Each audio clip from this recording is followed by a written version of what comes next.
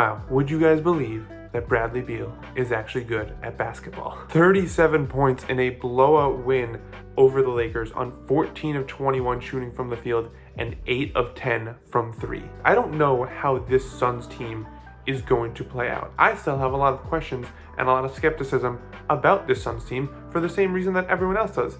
Health is a concern, specifically with Beal and Kevin Durant. They have very little depth and they can't defend anything. But what I will say in the Suns' defense is that most of those things were not why we thought this team could be dangerous this year. We didn't think Phoenix would contend or even just be like legit playoff team because they could defend at a high level or because they were the super loaded 1 through 10 rotation. We believed in them, we were excited, we were optimistic about them because we thought that having those 3 guys alone would create so much offense that ultimately everything else wouldn't even matter. And you saw what that could look like against the Lakers. Like when your third guy can get you 30 plus like Bradley Beal can, it makes you insanely dangerous. And if I could just take a moment to put some respect on Bradley Beal's name, because I know he's faced a lot of criticism over these last few years as far as, putting up empty stats and obviously his massive contract and the durability concerns, but like this dude is still really good. This dude has been an all-star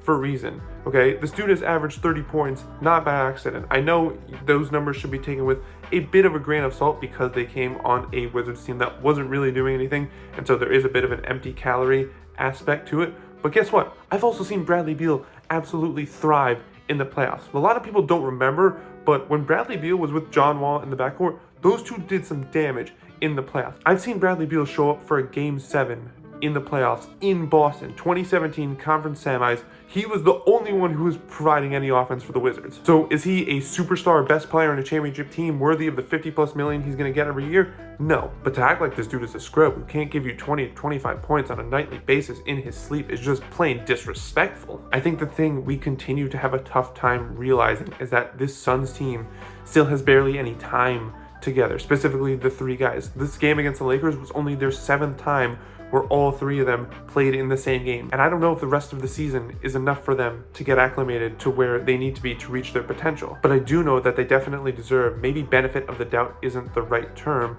but they definitely deserve some time to gel because we've seen the results when all 3 play, and it's extremely dangerous. The Suns are 7-0 this season when they score over 125 points. And they have a much better chance of doing that with Durant, Booker, and Beal all in the lineup. I don't know what the best case scenario is for the Suns, but I do know that the team they are now is not likely to be the team we see come March and April. And if that is the case, and if the Suns do become a better team towards the latter parts of the season, Bradley Beal, for all of his faults, some are real, some are BS, is going to be a big part of that resurgence. And this game against the Lakers was a perfect example of how that could happen and what that could look like.